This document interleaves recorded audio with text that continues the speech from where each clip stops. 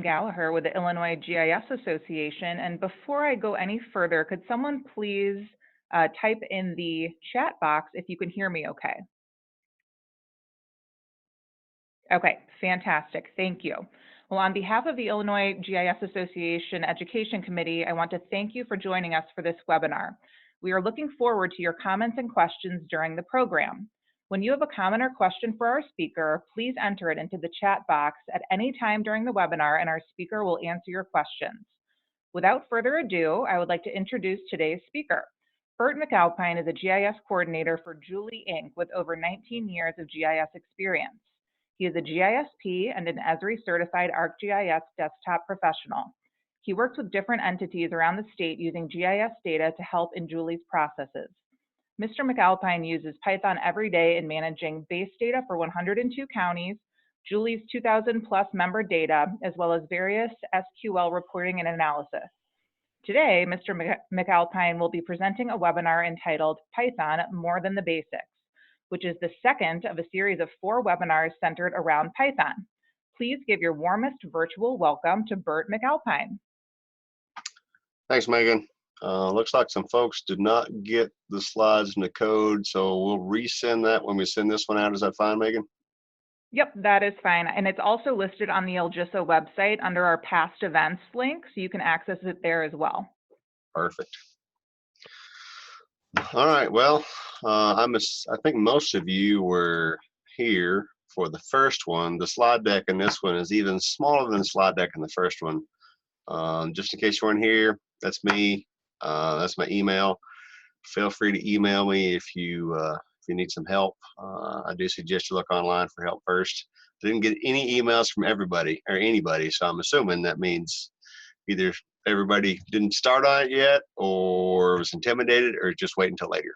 But seriously, reach out if you have issues or questions. Again, I'm going to drive this home. Do not use Notepad++ or some other text editor. Use a full-fledged Python interactive development environment. PyCharm is a pretty good one, the second one there, and then PyScripter.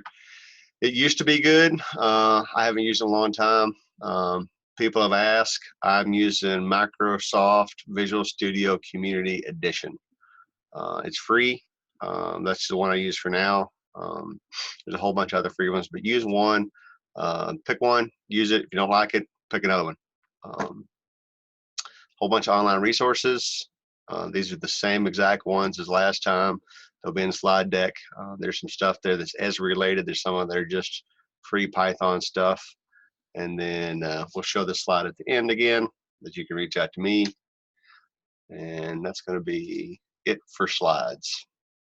All right, so last time we covered all the little bits and pieces. Well, the vast majority of the bits and pieces, you know, lists, tuples, variables, iterators, for loops, while loops, that kind of stuff.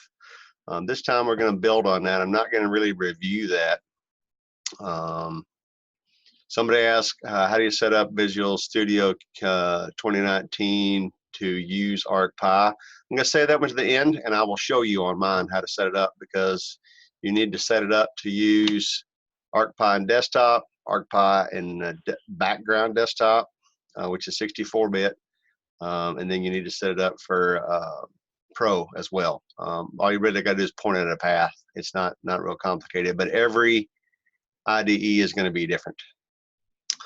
So this time we're going to look at importing modules. So Python's talked about a lot of folks. So here it says batteries included.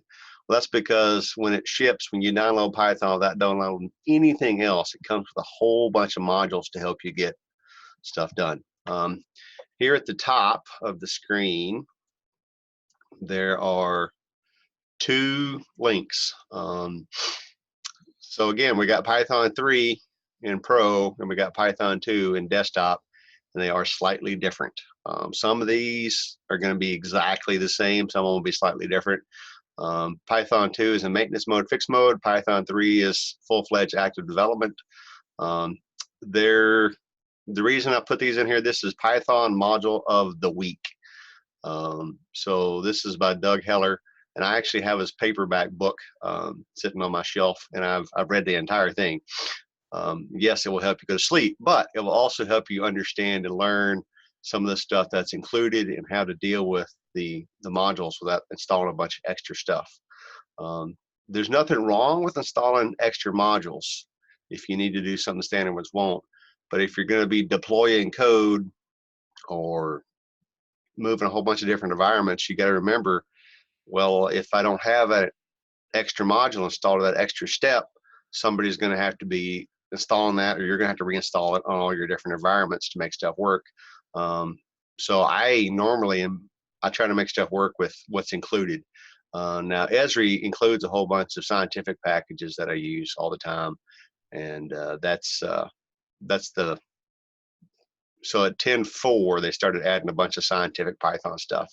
So most all, not all, but most all of the stuff I need is included with that, and that's what I try to do, and that's what I try to develop. And I also try to write code where it works in Python 2 and Python 3. Like I said, there's some differences. There are no differences in arcpy, but there are some differences in other stuff, mainly at print and a few other things. And if we come across them, I see them, I'll mention them. If not, just be aware that there's some stuff you need to look at. There is a tool in the geoprocessing toolbox. I believe it's called Analyze for Pro, and it will check any past Python script tools that you have and check to see if they need to be adjusted to run in Python 3. And that's something you can run. I'll give you a little bit of report. So it's got all these modules, but you can't use any of them by default. So you got to import them. So, and the red mark here, in case anybody's wondering, this is just a debugger. I was stepping through this earlier to make sure it didn't completely blow up. So any module you want to access, you have to import it. So in this case, this is the OS module, so operating system module. Imports, fraction of a second. This module is the one you're going to use for any sort of path manipulation if you want to get extensions off files. It's got a walk function, which we'll discuss here in just a little bit. It's got stuff to get directories and a whole bunch of different stuff. Join paths. So if you got 15 parts of a path and you want to join them, there's os.path.join. And you just chunk in all the parts, and then it sticks them all together real nice for you. And of course, I didn't provide an argument, so it's grumpy about that. All right, so there's another one here. This is a systems module. You don't really need to know what it does at the moment, but there's a whole bunch of paths that Python knows. I need this one for a little bit later. And this also, I can call it exit, so I can crash my program if I want to. And we're going to crash it at the very end. The slowest thing with most of your arcpy scripts is when you import arcpy. And this is a pretty dadgum fast computer. You can see it's taking like, 5-10 seconds there. On a slower computer, it's going to take a whole lot longer than that. If you're doing something inside of ArcMap or Pro, you don't have to import arcpy. But if you're going to be running it in Pro and out of Pro, or in desktop and out of desktop, just go ahead and import it. If it's already imported, it doesn't do anything.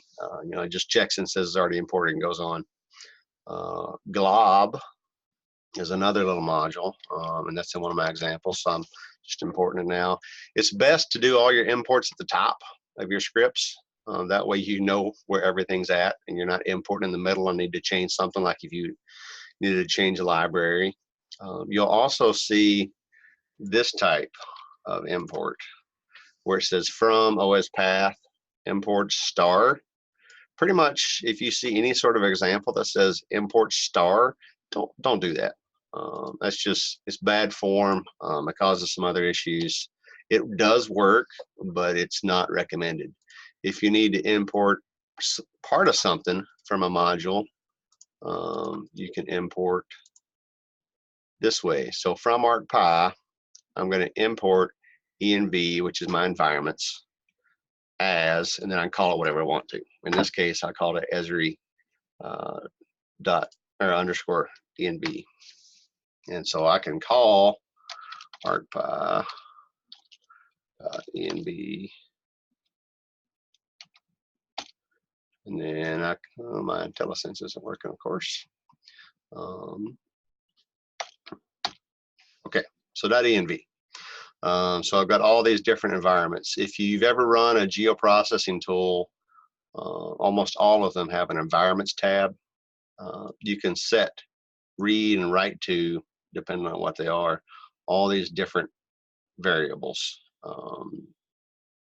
I normally use output coordinates. That way I can force whatever I'm doing to be the proper coordinate system that I want to be in, and I'm not reprojecting stuff. And also, it's best practice if you're doing any sort of process to make sure everything's in the same coordinate system. Otherwise, it makes it harder in your computer because it's got to process and reproject. So I've imported arcpy right here, and then I've also imported env from Esri environment. And we just talked about output coordinates. And in this case, if so right now this set is nothing. If I hit enter, it's none is what that is. So now if I set that, and so this is two ways to set it. So it just depends on how you set it. So I imported this as env. So this is basically, think of this as arcpy.env. And that's my shortcut to it. I personally always just import arcpy and then use the .env. You'll just see stuff both ways. I think that's more of a personal preference, not really any performance difference. So I set this output coordinate system to 4269, and if you're not familiar with the factory codes, that's the easiest way to do a selected projection system. So every geographic coordinate system and every projected coordinate system has got an Esri factory code. That also corresponds to the wiki ID. There's a link here for a third party, and then there's PDFs of all the different coordinate system factory codes. So if you know what it is, you can just set it and be done with it. So now I'm taking this, now that I've assigned it what it is, and it's not none anymore. So if I just hit enter, it's a spatial reference object. So now I'm going to assign it SR. So now my SR is going to be special reference object. Same, if you look, the numbers are the same. So now I just got a pointer, so just type SR rather than the whole thing out. I can get my name, get the factory code, which it better be the same one I put in there, and then the type. So just two types, geographic or projected, basically.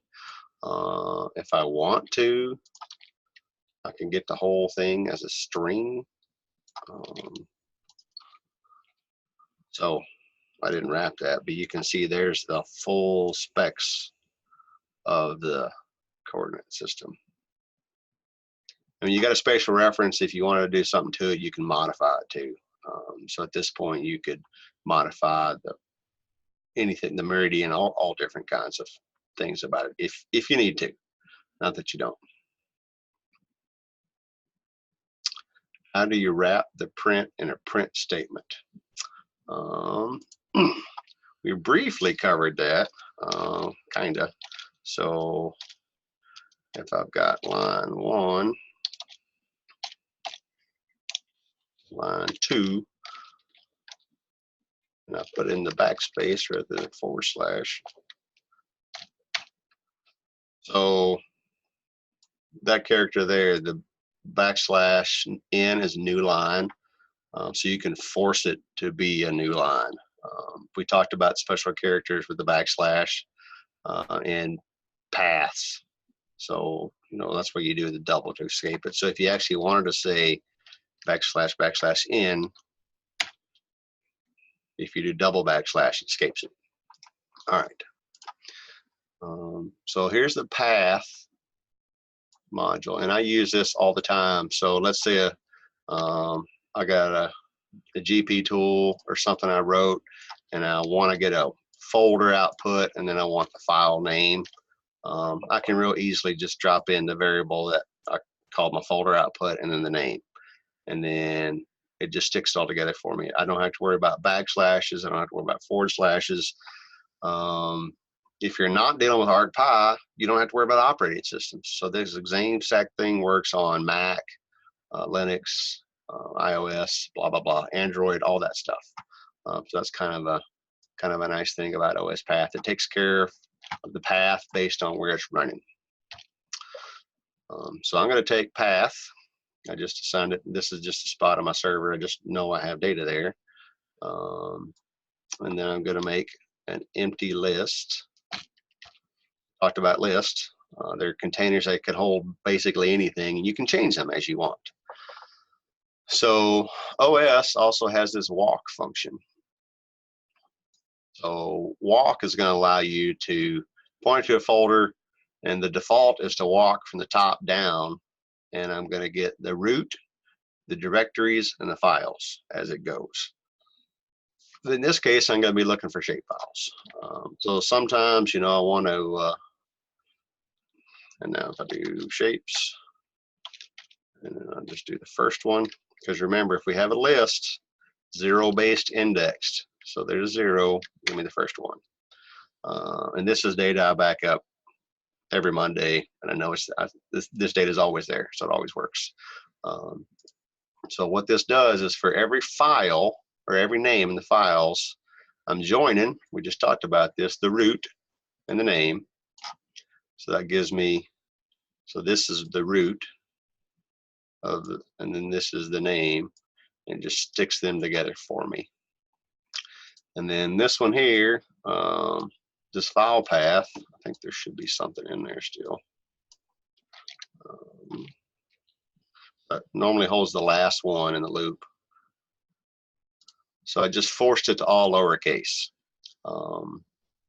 Because if you don't, in this case, when I say if my file path, which is this one, we just printed it out, ends with .shp, I'd have to look for capital SHP, .shp, all capital, and all the variations of it. But if I force my case, and I could have just as easily forced it to uppercase and change that to SHP capitalized.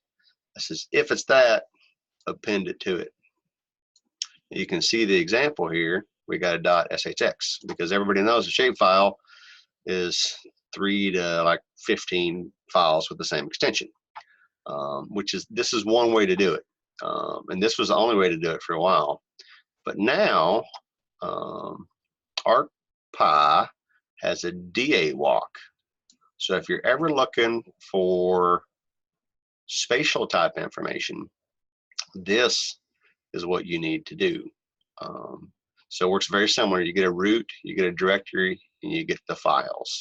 So we get, I could have called them the same, I didn't. I called them directory path, directory names, and file names. So in this case, I'm going to my path, which is that same folder. And then I'm only going to look for feature classes. And I'm only going to look for polygons. There's a couple other keywords, and I don't know that I've discussed this before, but these are optional keywords. So if we, can I get that to work? No, IntelliSense isn't working on that one. So this one's required, and then these are data type and type class. Some of the stuff, the IntelliSense doesn't work real good. Yeah, so there's no IntelliSense for DA walk. So most of the time, IntelliSense works really well. arcpy has several exceptions because they've compiled stuff in such a way where it's really fast, and IntelliSense can't infer what type of data it should be. There's all kinds of help. Just go to the desktop help, like if we did. If I pull that where you can see it, and I go over here, it's even saved in my bookmark bar. Go to search. Pretty much any sort of arcpy example that you want to do. You can also check the version. There are some differences between 3 and 4. If you're still using 10.3, just upgrade. But you can see, so here's walk. So when they say walk, that's this part of it. And then top down, on air, file links, data type. And it gives you some information about it. So this is the top level workspace is going to be used. You can do top down. I think you can do top down false, which is the bottom up mode. I'm not sure why you would change that. I haven't had a need for that. You can say on error, so it's ignored if there's an error. You can do follow links to visit connection files. Then also, here's all the data types that are supported. And then you can do multiple data types. And then the types of those data types. So all, any, you can be very specific. And that's a really handy tool if you want to process all the shape files in your system, or boss says, hey, we need to make sure everything on this entire drive has the right projection system. Well, you can go through here and grab each one and test its spatial reference to make sure it's what it's supposed to be. If not, you can, project them. All right. So I just ran that. So I said, give me all the feature classes that are polygons in that path. And I just printed the names out. So there, and that's right. There's only two shape files in that whole directory. There's a whole bunch of stuff that's compressed in zip files, but it doesn't search zip files. Another way to search for files is glob. And this just grabs everything.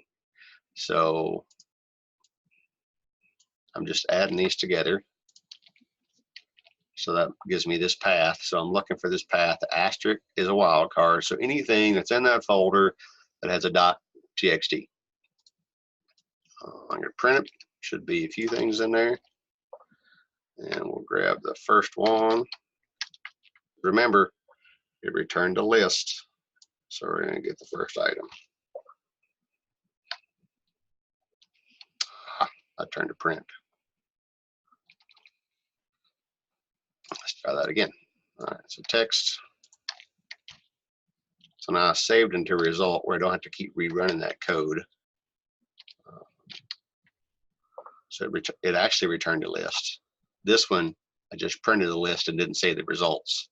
So now I assigned it to a variable.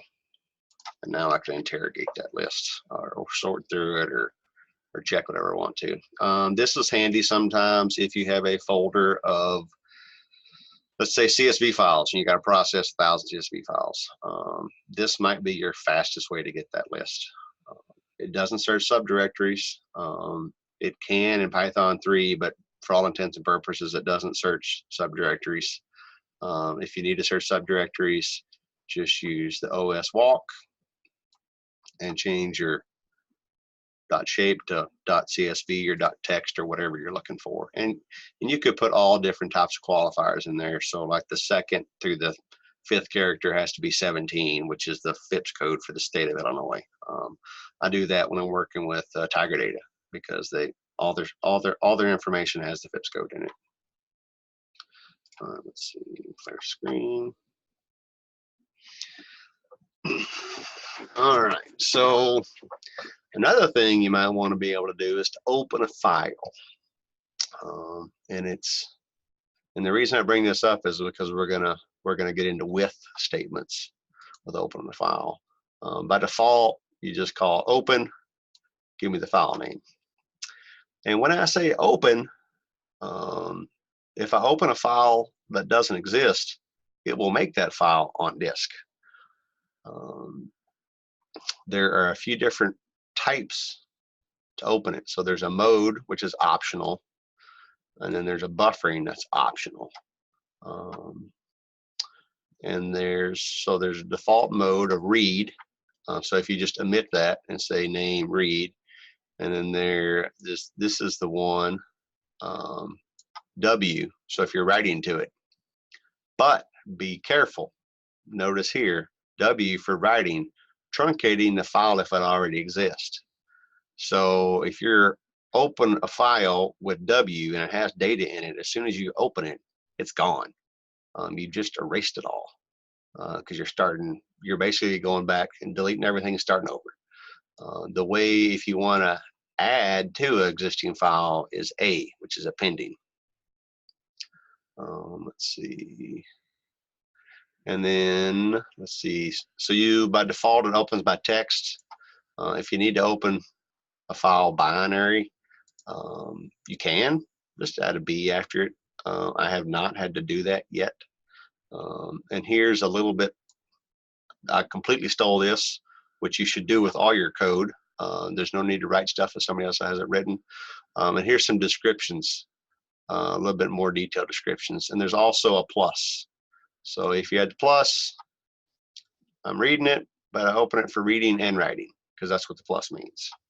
The W plus, I open it, but again, it's truncated.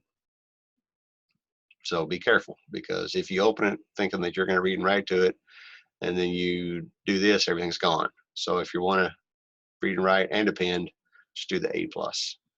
So here's a quick little example. And we know there's a file in that because we just checked it. We got it from our glob. So there's that one. Note I omitted. So when you're in this IDE, and you're inside the brackets of a function, which this open is technically a function. When I'm in there, I hit Control Shift Space, and it's going to tell me a fair bit about what's going on in there. And then if I hover over the function name, it's going to say file open, mode, buffering, encoding, errors, new line, close lines, opener. And this is all that I have to go Google it. It's all right there. Again, you don't get this in a text editor. Most of your IDEs are going to do this. If you're using one that does not, don't use it. I can't hold it there, but if you look down under character meaning, it's down. Oh, there it is. Universal new line mode depreciated. Don't use anything that's depreciated. Because that means it works, but it might not work in the future. And there's a little bit of discussion about bytes. Again, I haven't had a need for that. So we're going to open that file, and we're going to read the lines. You could read line if you prefer to. It depends on what you need.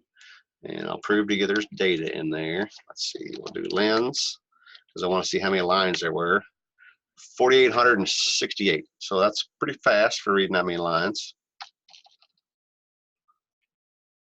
And then I'm going to do 0 to give me the first one. So in this case, that's a great big CSV. Well, not great big. I mean, it's only 5,000 records. That's my header row.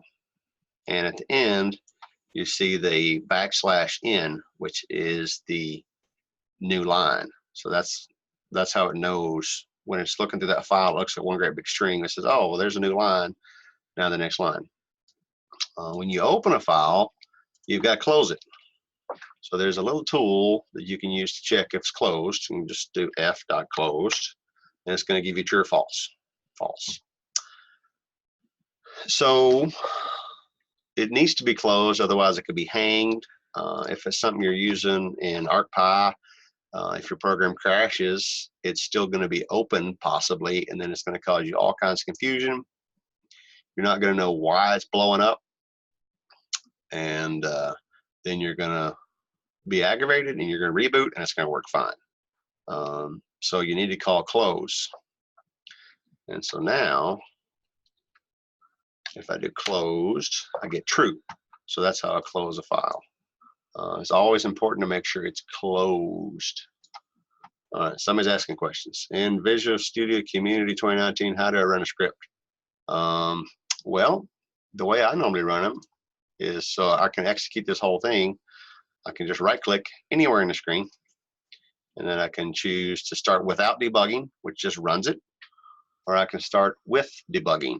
We're not going to do much debugging in this session. We will do that in the next session when we start dealing with arcpy, so we can step through a code and see what it's doing and interrogate it as it runs. And then we can also interact with variables as the code is actually running. And I'm sure there's a keyboard shortcut for it, but I don't. I'm mouse happy.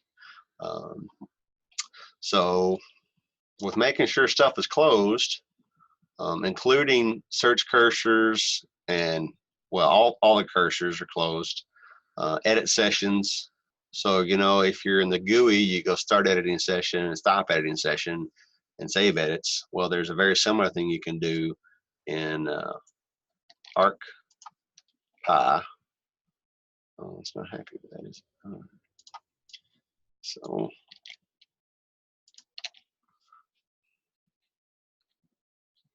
So in this case, is what this is going to do is, let me scroll that down just a little bit. So I'm going to, so up here, I opened it. I told it, open it, and it's going to be F, and there's my open file. Then I'm going to read the lines, and then I checked if it's closed, and then I closed it. Well, the with statement is very, very nice because it does clean up for you. So the issue with this workflow is if I get an error anywhere after I've opened it and before I close it, and my script bombs, it's still going to be quote unquote open.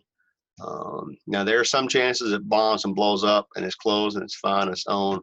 But if you're dealing with edit sessions where you have read-write locks on files, it's not going to do that. Let's see. Somebody sending me a message. Hold on. So somebody asked if it's a good idea to pair the open and close. Well, we're going to use with, where we don't have to use close at all. It's going to take care of it. So with, and R is optional, but I just called R, so I want to read it. Open that same file as F, and this is completely arbitrary. I could call that funky chicken, anything other than a keyword, and it would be fine. I would just have to update the variable here. So this is going to be with open file, read only. Then I'm going to say F is going. So F is just going to point to this open file. So then I'm going to say text underscore lines equals f.read lines. So the same exact workflow. I got 2 lines of code. It's going to open it, it's going to read it, and it's going to close it. So the reason I'd stick them on one line down here is because I'm not stepping through it. But we'll grab that. And so there's all my lines. If I get my first one, it is exactly the same as the one before, ending with the new line character. And now if I check closed, I get true. So I didn't call close, it just closed itself. And so this is really important with like update cursors, anything that makes a lock in arcpy, and they're going to show you in the examples to use a with block. So this is with whatever I'm doing as F, and then if anything crashes in here, it's going to close it for you. So a real good example is if with I'm in an edit session that I've just started as editor, whatever, and I'm doing a bunch of edits, and I have something blow up and it craters a script, it's going to, behind the scenes, with and arcpy together, going to go take care of all the locks. They're going to undo all my edits as long as I haven't saved them, and it's going to make my life so much easier to deal with any sort of errors and issues, because I know that's going to do basically what they call a garbage collection. So you don't have to use them, but it's a really, really good idea to use them when it makes sense. Also, if you see them, now you'll understand a little bit what's going on. So that's why there's no file close in there, or in this, or edit session stop, or all the other various things. Figure this out. So we talked about lists last times, list sets, tuples, dictionaries, that kind of thing. There's a thing called comprehensions. I'm not going to get real deep into them. I just want you to understand a little bit what they are. I use them a lot in my coding. It just makes things simpler. So now I've got a list of strings. So one through 5 in string form. Let's say, well, I need to change that to integers. I can do that in one line if I so choose. So I'm going to make a new list, because here's my list brackets. I'm going to say for everything, and this X is just arbitrary. I could call it Z or Q or whatever. Anything that's not a keyword in my list is going to run through and process all these. So if I just hit enter and I do list comp, now I have a list of integers.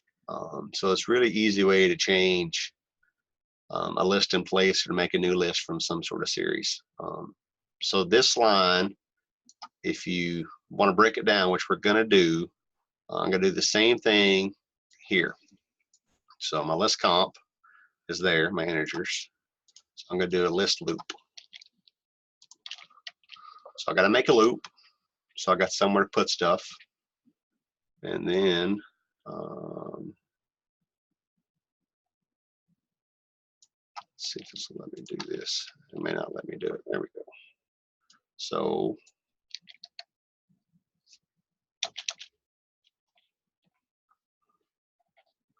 and I don't know if you saw me there, but remember we're dealing with indents. So everything under this for loop needs to be indented. The default is 4 spaces. A good IDE will let you know, says, hey, that doesn't match anything else. It doesn't have to be 4, it's got to be consistent. You don't want to mix tabs and spaces. A good IDE will also convert tabs to spaces. I think all of them do that. So 1, 2, 3, 4. So now we're on the same line, so everything will execute. So I'm in new list. I'm going to run through this list. Everything in there, I'm going to turn it to an integer, and then I'm going to add it to my list. And now, if I say list loop, and I can prove to you that it's exactly the same thing, because double equals is a test. This is true. So this one-liner is the same as these 4 lines. It's pretty powerful to be able to do that. There's another example here. This is just some basic math. So I'm going to take this list. I'm still dealing with my list of strings. You can see it says string, string, string, string. And now if I do, because that ran, I get 2 and 4 as strings. So I'm not sure if y'all are familiar with this or not. This is the remainder. So if I take, in this case, I'm taking the integer, which is 1, 2, 3, 4, and 5, and then I'm dividing them by 2, and that gives me whatever's left over, the remainder. If it's 0, obviously it's even. So we do the same thing here. We make an empty list. We step through it again. These are just some pretty simple examples, so you'll understand. This one line in this case, I added an if statement at the end of it, which is my condition that has to be true before X is added into this list. Like I said, I'm not getting too deep in them, but it's something that is, I find them pretty handy. Lots of stuff I do. You could do the same thing with odd. You could do the same thing with squares. So I just take an integer times x and integer times x for every integer in the list, which it times itself as squared. Also set comprehensions. So if you had something that you needed to turn into a set. Now, if you really just wanted to turn it into a set, well, let's say you really wanted to take that list and turn it into a set, because if we remember, a set doesn't have any duplicate values and it's only unique. we could just do set on that list. So we have list. Let's make sure it's still defined. And then we call set. And we set list. And now, if you will notice, it's very different. So square brackets is a list. Curly cues or curly brackets is a set, which gets a little confusing because dictionaries also have a curly bracket. But if we run this one, and this is not so, I mean, this is just standard dictionary, standard Python types. So we have a dictionary with the same curly brackets, but there's a key, which in this case is 1, and a value of 2. So if I go dict comp, and then I do 1, I get the value back out of it. But it's the same kind of deal. I use dictionaries a lot when I'm dealing with search cursors. So if I want to search through some sort of massive record, whether it be Excel spreadsheet or SDE database, and I want to grab a whole bunch of values, and I want to not have to run that search cursor a lot, because search cursors are what I'm going to refer to as expensive. They cost a lot of computer time. When I say expensive, that's what I mean. And if I can run that once and store it in a data in a dictionary, that's going to be on the order of hundreds of thousands times faster, because all the Python data types, lists, sets, dictionaries are going to be so much faster than about anything else you can deal with. So there's there's lists, there's set, there's dictionary comprehensions. There is no such thing as a tuple comprehension. So if we take list, make sure it's still in there. I want to say list t equals tuple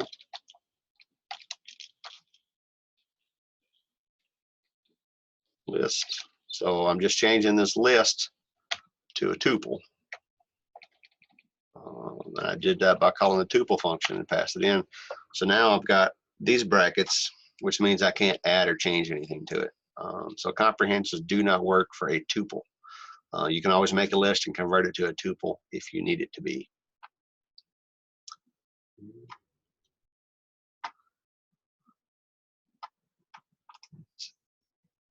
So this is something that everybody should be familiar with. This is called a try block. Try is required. So I'm going to try this. Accept is optional. So if this runs, I don't run accept. If this fails, I run accept.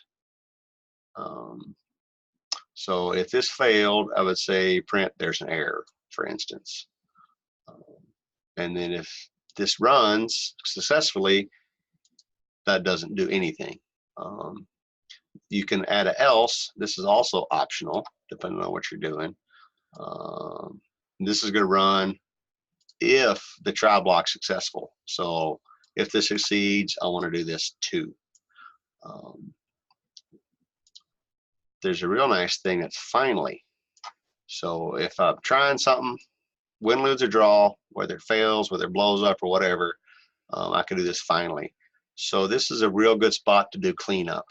And when we get into the next session, I'm going to show you, maybe later in this session, my default project template, and everything is always in a try except block, because I want to be able to try stuff, and if there's an exception, I want to be able to capture that, and I want to know what that exception is, where I can fix it and kill it, or add some sort of warning to the user that says, hey, I asked for a shape file and you pointed me to a CSV file, or some way to handle that more gracefully than just dying. And I just assumed everybody knows doing it. This is called code folding. So all your IDEs, anything that's indented under them, you should be able to just close them, where it makes your code a little nicer to read through. And then, all right, so functions. You've heard me call open was a function. There's a whole bunch of built-in functions. You can make a function yourself, and this is actually a function. So this is DEF, which defines a function, space, the name, parameters, well, parentheses, and pass means just skip it. So I'm going to define a function. Now I've made a function, and I'm going to run my function.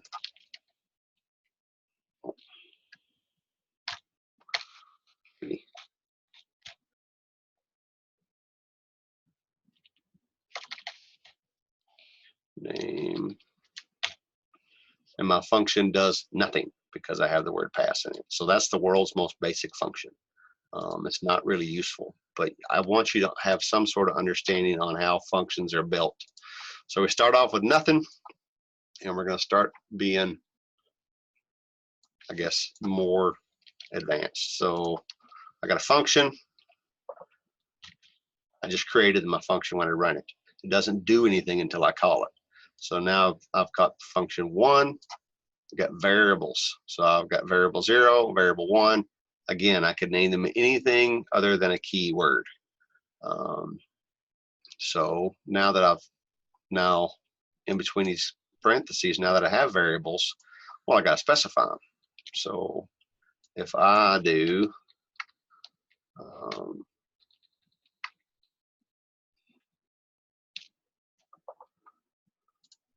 that, it's going to blow up because it says I'm missing 2 required positional arguments, variable 1 and variable 2. So in this case, when you pass in data, it doesn't have to be that same name. I'm just passing in 2 blank strings because my code does nothing. So as long as I have something in there, it's going to execute. It ran, nothing happened. But the more information you have, like if I hold over my name 1, and so in this ID, purple are functions, I have name 1, it says, oh, well, here we go, here's name 1, and it needs a variable 1 and variable 2. So the more time you make or put into making a function, the more helpful it's going to be to you. And we'll get into, once we get through the functions, all the different stuff you can add to them. We're going to make a function towards the end of class here. So here's another function. I just created that function down here. So if I do name 2, and you can see that I said, okay, variable 1 equals some value.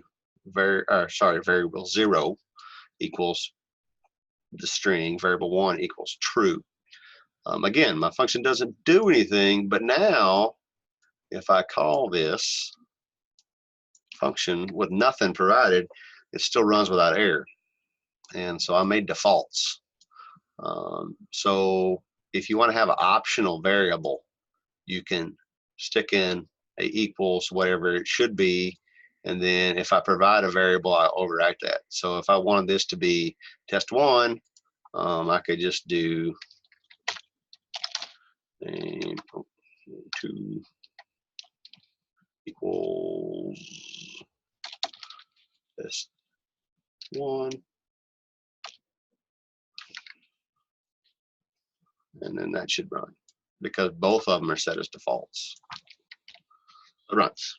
But if you were to interrogate this, that value would be set to test1 as soon as it triggered it. Let's see. So now this is all for stuff you're going to be making. If it's somebody else's function, you should have all this already in there. I'm going to save that change. So there's a doc string. So anything you want yourself or somebody else to know about this function, the doc string, you can put whatever you want to in here. The nice thing about the doc string is, and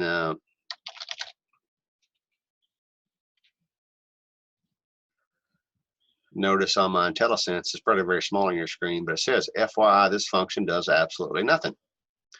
You can put in as much text as you need to. That's how arcpy does all their nice IntelliSense about all the different variable types and a whole bunch of other stuff without having to go to help. It's all built in the doc string. And again, if I call this function, it does nothing because I still got the word pass in it. And nothing else. This function didn't do anything else. All right, so most of the time, we're going to want to do something with the function. So I just defined my function. So if I do name for, it says variable 1 is default to test, variable 2 is default to true, and then my doc string says, okay, this function returns something, and I'm not sure if you can see it or not. I can't make this any bigger. Okay, this function returns something. Okay. So now that we know it returns something, so I'm going to say t equals that. So now if I get t, get the values. So the way return works is most of the time you're going to have some sort of logic or process. So I'm going to do something in here most of the time. In this case, I'm just going to return variable 1 lower stripped. So lower is going to be all lowercase. Stripped, I'm not going to have any white space before or after it. And then I'm going to return variable 2. If I do a very similar thing, so I'm going to call this function again. I'm going to call it T2. And so now that was mixed case in there. Now it's all lowercase. And then if I want to change just one variable, I can also set a different variable. So since they're optional, I don't have to assign them. So now if I do T3, I get test, which is this one, all lowercase and stripped. And then I get false for the second value. But this is basically, I mean, this is the world's most basic function. But a lot of my stuff is written in functional form where I'm going to return a value or not return. It may just run in a function I just call, and as long as it runs, it's fine. If it doesn't run, you know, I'm going to do an exception to find the answer to it. There's something else you might see, which is a yield. This is a generator. We're going to skip this, mainly because I have not yet found a practical use for yield in my coding. If you find a use for a generator, you're probably going to know what it is, and you're going to be well beyond this course scope, at least at this point. But a generator doesn't actually do anything. So somebody asked what strip is. Give me just 1 second. Let me finish up on generators. So generators, I made a generator object. And then every time I look at that object, it's going to give me the next iteration. In this case, I got a list of 3 items. And it's going to give me the squares. I'm going to yield it. Again, you can look at it if you need it. I have not used that yet. So strip, let's see. So if I do text equals, add a whole bunch of white space, I'm going to add a tab, another tab, and do square, and then I'm going to do something else and add a whole bunch of white space. All right, so now if I got text, I got that. I don't want that. I want something that looks a little nicer. So strip equals txt dot strip. I think that told me what it was. So strip, you can strip characters by default. If you just leave it empty, it's going to strip all the white space. So now if I do text strip, I get that nice square. Now I still got multiple white spaces in the middle, because it only strips off leading and trailing. There's left strip, there's right strip, and if we, since we're detouring just a touch, I'm going to open that up for a little bit later. Here's another function. I got default value for a string, doc string, input. Well, I'm returning something on this one. So we'll run this real quick. Clear screen. It doesn't do anything, I just defined it. Now I'm going to call T. So I'm calling a function. I'm going to turn in it as T. So now that I've done title and I've done strip, I've got everything title case and all the space stripped off of it. Logging, we're gonna start on this. We will officially stop in 5 minutes. We can continue to talk about it a little bit more. So in this case, now that you know what a function is, I made 3 little bitty functions. Each function is going to print. It's going to do an add message, which will give you feedback in the tool dialog box when you're running something. I'm also going to log it. So I call a message one time, I'm going to get 3 different things happening. I have an informational level. So hey, just in case, I got a warning, which in desktop's going to be green. I think in Pro is going to be yellow in the text. And then I got an error. Error is going to stop the program from executing. And arcpy, and down here, I'm going to log it as an error message. And then I'm going to say add error. Script is exiting. And that'll be red, because that's bad. We all know red. And then this one here, that's why I imported sys. I'm going to exit. That's going to force my Python script to close. So these functions aren't run yet. So let me run them real quick, if it'll do it. All right, so all my functions are created. All right, so somebody asked about the Pro environment and import arcpy. Import arcpy is just import arcpy. I'll show you how this IDE works after this session. We don't really have time to do it right now, and you don't have to use this IDE. There's no reason to use it if you don't like it. There's a whole bunch of them. So this is the world's most simple logging exercise. Let's see. I'm going to delete that because I want to make sure it ran. I will prove to you it runs. So this is my logger. This is very basic logging. I'm going to run that, and now there's a log file. That little thing means it just created. It's completely empty, but I just made a log file. So I gave it a file name. Use OF path join. So I said output folder, and then I gave it a name and joined everything together. I did format. So I got levels, messages, timestamps, date formats. File mode W. So every time I create a log, it's going to wipe everything out. If you want to keep it, go to A. So write mode A, append, and you stick stuff on the end. Those are the different types of logging depending on what you're doing. Since we're running short on time, I'm just going to run these. So I made an info message and I made a warning message. And just to prove to you that they're in there, I've got info. And here's my format. So level, time, well, level, comma, space, time, hyphen, message. So now if we look at that, I've got that exact format. And the reason I do functions for these is if I don't want to print anything when I'm done debugging or whatever, I can just comment out one spot and then everything's changed. If I want to update it, everything's changed in one spot. If I want to have this in a separate file that I use everywhere, it's in one spot. And this is where I import my logging functions. All right, so that's where that's going to fail. Start with debugging.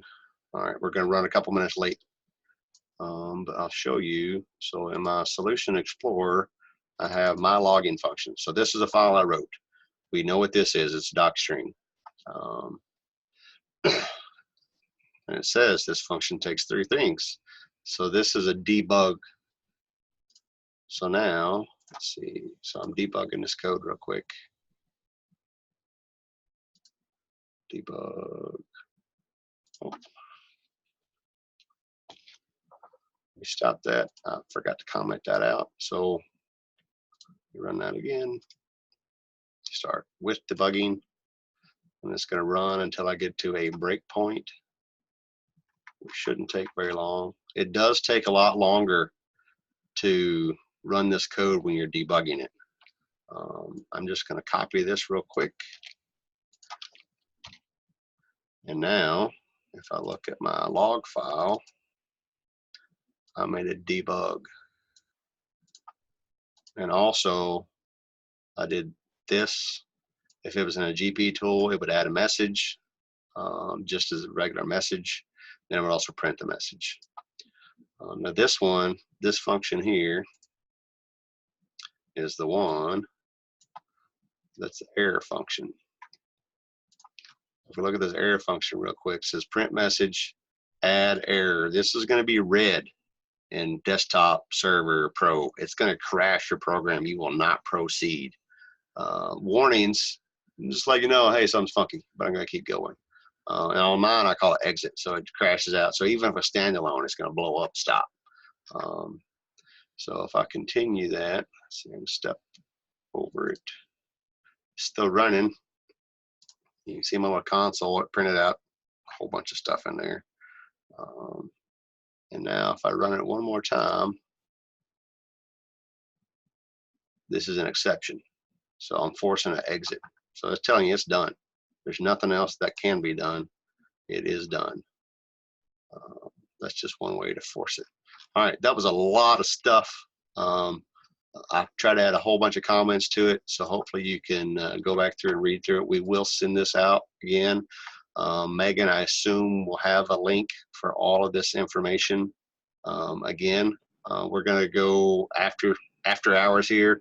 I'll get into some of the very particulars of this IDE that some folks have been asking about. But at this point, I'm going to let Megan take over real quick and stop recording if that's what she wants to do. So I'm actually going to continue recording so that I can send out this full recording to everyone who had to log off early. So I'm just going to hand it back over to you, Bert. As I mentioned, you can get the recording and the code and the slide deck on the ILGISA website under the past events section. So if you don't see an email from me for some reason, maybe it ended up in your spam or your firewall, just simply go to the ILGISA website and you'll be able to access it there as well. So Bert, I'll hand it back over to you. So Megan, real quick, that's only going to work for ILGISA members? No, it's out there for everyone right now. Okay, because I know that some folks are not members who signed up, so I want to make sure everyone had access to it. Perfect. Yep. All right, so in this particular IDE, I don't know if Megan has the link to the stuff. If she does, she'll post it. Yeah, I will post the link to the past events page.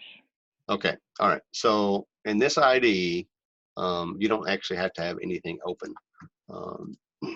So so there's a few things over here. There's the Python, I got the Solutions Explorer. So I'm going to just open this for now. So this is my project I made just for this one. And if you look in here, it's this project. There's my project file. There's my solutions file. Here's my files that I've made. I'm going to just delete that one. That shouldn't be in there. So in here, by default, the only one that's going to be set up is going to be your, well, actually, first thing. So first thing we want to do, sorry about that. So in this one, we're going to do Python environments. I'm going to stick it over here. I'm going to make it bigger. So I have all these environments set up already.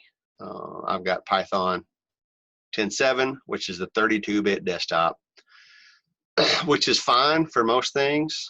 Then I've got Python Pro, which is 64-bit. There's some pretty serious benefits to using 64-bit. when you get into real heavy processing, because you can throw a bunch of stuff into memory.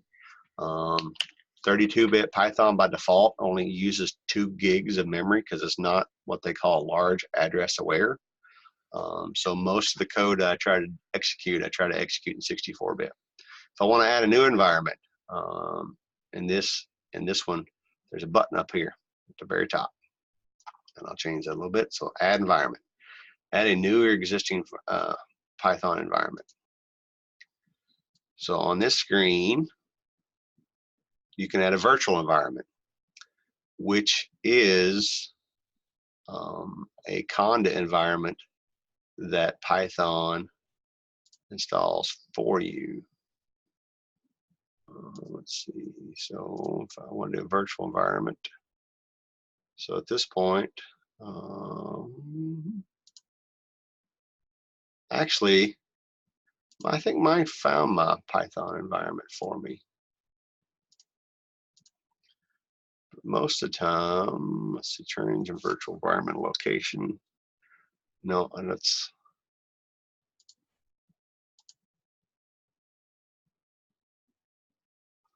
cancel that for just a second. So add environment.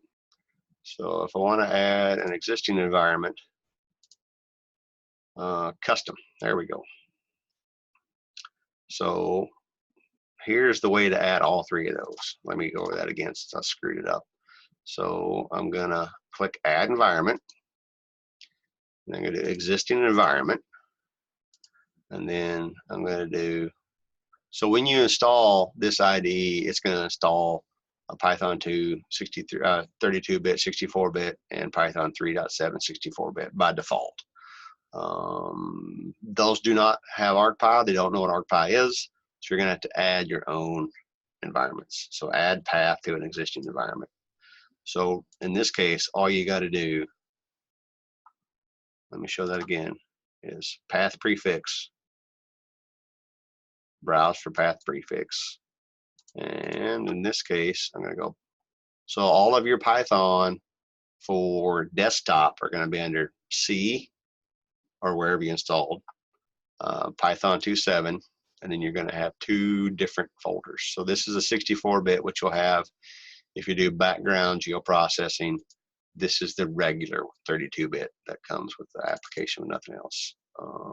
So in this case, we can say there's my folder. I don't have to select anything out of it. There's my prefix path. And look, it found everything. There's my Python interpreter path. There's my Windows or Python Windows interpreter. There's the description. There's the language. There's architect, path, the various Python fact. And if I hit add, it would do it. I've already got it, so I'm not going to add it. If I switch my environment to the other one, look, it updated already. So it says it knows a 64-bit. So it interrogates it for you. The hard part, and also most of the time you're going to say make this environment available globally. If not, you could have a special environment just for this project. But there's really not a reason to do that unless you're doing some experimental stuff where you don't want to have, where you want to make a test environment and then blow it up later. So the hardest part about Pro is to find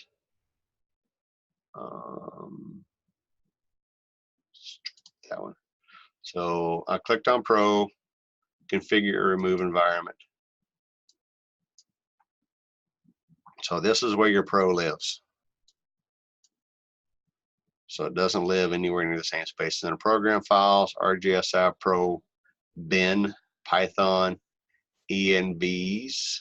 So Python for desktop, not Pro, actually installs Python just on disk, basically. Python for Pro installs environments, so it's using Conda. If you don't know what that is completely fine. But it makes what they call virtual environments. That's why it's envs. If you make multiple environments in Pro, you can point this to whichever one or all of them that you want. So in Pro,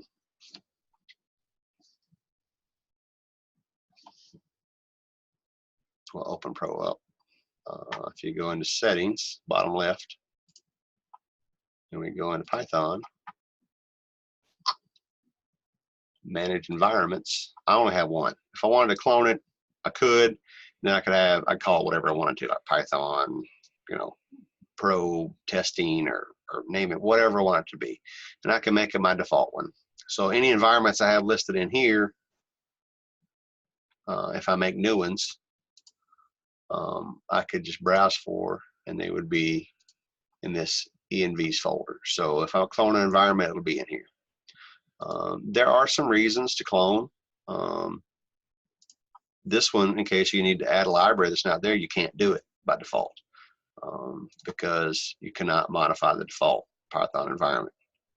Clone and activate an environment. So you can clone it, and then you can add modules and stuff to it. You can also, this is inside of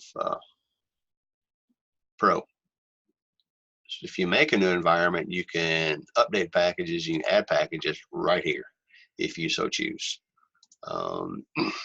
If you want to be risky and take the chance of uninstalling a whole bunch of stuff,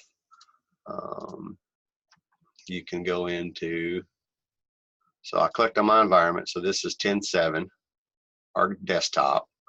And then there's a little tab here that says Overview, where I can open up interactive windows. In this case, I want to do Python packages. So right inside this IDE, I can use pip, which is the Python installer, to install packages straight into my desktop, which is a real environment. And then I can do the same thing for 64-bit. So if I wanted to install something, I don't know, like XLS Writer, I've already got it, I could upgrade it. I can do all that right in here. I don't have to go anywhere else to do that. And that upgrades that entire environment, so it's done everywhere. It's done in ArcMap. So if you upgrade to something that ArcMap can't support, well, you've just broken it and you may have to reinstall. Same thing that goes for Pro. You can search for Conda packages, XLSX. But in this case, you want to run, and I just typed in the package I wanted, and I say run command conda install XLSX. This will circumvent you not being able to add a package to the default environment. I do not recommend this because there's a chance you're going to crater and have to reinstall. Not your operating system, just you have to uninstall Pro and reinstall Pro to get stuff sorted out. It is an option. I do it on the few packages that I need, but that's all I do. Let's see, and if we go into Overview, you can also set what you want to be your default environment. So this one's set by default in here. I said this is the default environment, but if I want to change to Pro, so every time I make a new project, now I'm going to default to this environment. And that's enough about the general stuff. So in my solution now, by default, I would just have my one that I just set as default. In here, under your Python environments, if you right click and say add environment, you can do existing environment, and this looks very similar, and just pick which environment you want to add. I'm not seeing these three because I've already added them. You can also add a custom path. Then you can also say, well, let's see. So I'm running. This one's my active environment, my Python 3, which is ArcGIS Pro. But I really want to debug it in 10.7 64-bit. So now, if I run this, start with debugging, you can see right there. That's the one it's using. So, and that was my debug point. And that window is still open. So when you debug, you're going to have, this is your Python console. You're going to have some stuff in an output window down here, more than likely. And you're also going to have the debug interactive. So here, let's see, I don't even know I got involved. There you go. So the debug interactive is if you're working on stuff, you can actually change that variable in the code. So that way, if you're working on something big, you might not have to restart it. So at this point in the code where it stopped, I just changed text from this great big long list of text files to now it's a list of 2 integers. And then I can continue from there. There's a whole bunch of different debugging stuff that really, really is nice to do. And while we're on debugging, you got a few different tools. So I can continue, it'll run to the next breakpoint. I can stop at the top. And also continue, I think it's F10.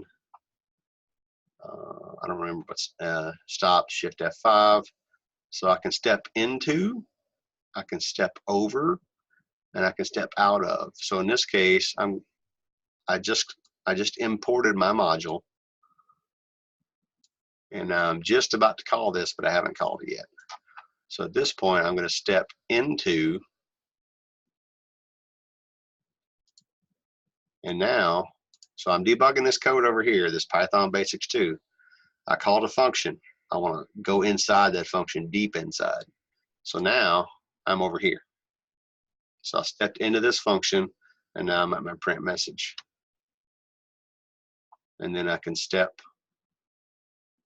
into each one of those. And now I really stepped in it.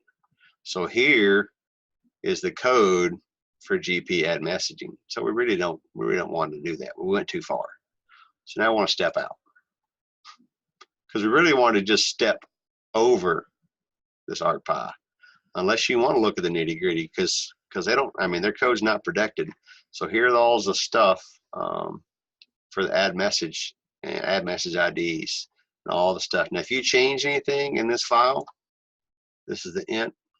Notice where it's located. arcpy. If you change anything in here, it's going to change the entire way this functions for everywhere, anything looking at arcpy. Arcmap, in this case, since it's 10.7, yeah, so it'd be arcmap, arcdesktop, anywhere you call this externally. So be careful that you don't step into something you shouldn't have. So in this case, we're going to step over. And then we're going to step over. And then now we're back here. And then I'm just stepping through it. And then now it says, okay, so someone wrong, script exiting, continue. So error script exiting, this prints the console as well as the Python console. So if you run print, I'm assuming everyone knows what the Python console and desktop is. If not, it's a very cool place. You can do Python right there to open it up. But it's a full-fledged Python. So if I do arcpy.buffer, and then I get all this awesome IntelliSense, which is the same stuff you get inside a IDE. But if I had a layer in here, let's see, top secret stuff from today. I can also just drag and drop. And then if you'll notice, that's highlighted orange. And now my next one is highlighted orange as far as where I'm at, what my parameters are. All right, that was a whirlwind tour of this IDE. There's one other thing too. So we'll take an empty spot of code here. I'm not going to save this. So if you do Control-KX, there's a Python. These are snippets. So I just stubbed all that out. You can also do snippet, right click, sorry, you can't see what I'm doing. Right click, snippet, insert snippet, Python. We'll do try accept. Why not? We'll do if. So you can stub in stuff that you want to. You can also make your own code snippets just to keep from retyping stuff. There's a, under tools, there's a code snippet manager. Make sure to select your language first, Python. Those are all the default things. Test is a test class. Mine, I don't have any. The only thing I do have, and I'm going to show this next time, but I'll give you a preview now. So if I right click over here on my solutions names, or if I go to project, that was project. Nope. Is it there? Project. Nope. All right. So, well, I know to get to it from here. So right click, add. Oh, I'm debugging. It's freaking out. My bad. All right. So project. So now that I'm done debugging, because some stuff won't work when you're debugging, project, add new item, or Control Shift A, or add new item. So, and this is IDE specific. So in this case, I made this template. Super simple to make, I think. You've got all these other ones, the Python empty file, Python class, Python packages, unit testing. If you don't know what that is, you should look into it later in your career.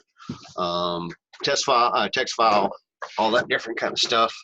In my case, I'm going to open a Python template, which is basically how I start all of my Python scripts. Very, very few exceptions.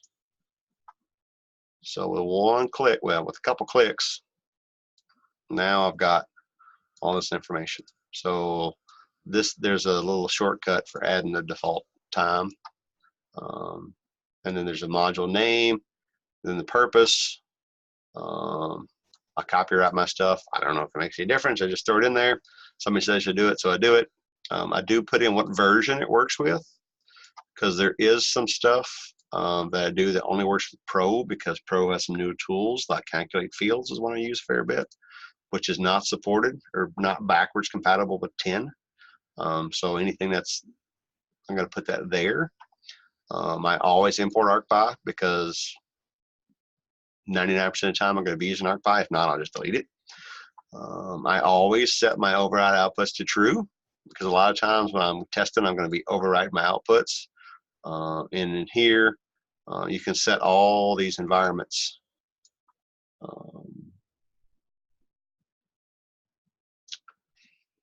Up front, and that way you don't have to worry about them anywhere else. All right, so somebody just asked a question: is there a reason to use Python 2 when Python 3 is available?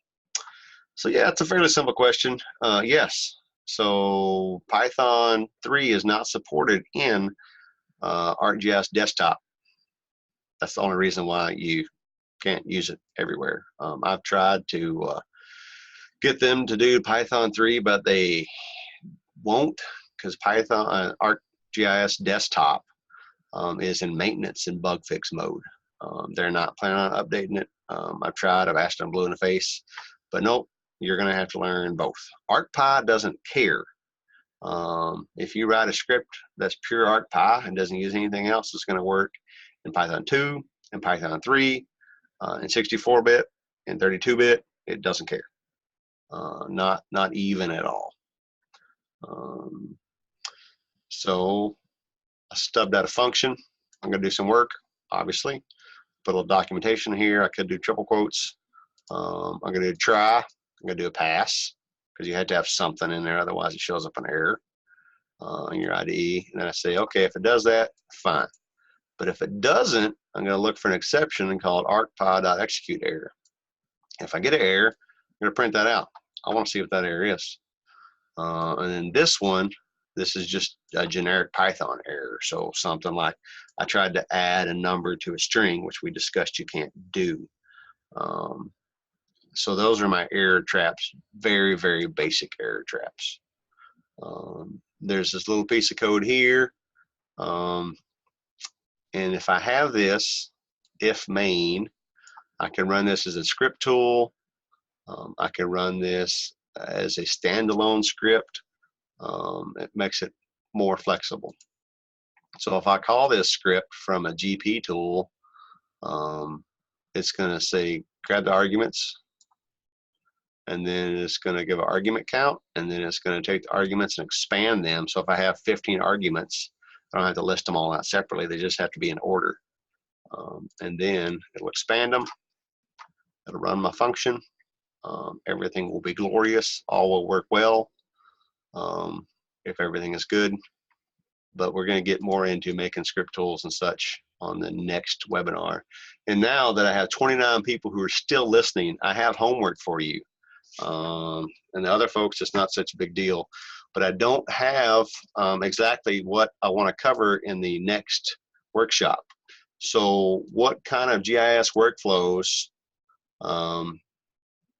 would be beneficial to what you're doing today? So is there something you do every day that would be nice if you know, you could automate that? If there's anything, you know, whether you're dealing with, you know, Excel files, if you're documenting data, or I got to buffer something by 10,000 different variables. You know, if I got to go to FTP site and update stuff, if I'm doing SDE maintenance, and it sure would be nice if I could post and reconcile automatically at night where I didn't have to do it during the day. Or I don't know what post and reconcile is, but I have SDE, because you really should post and reconcile depending on how often you're editing.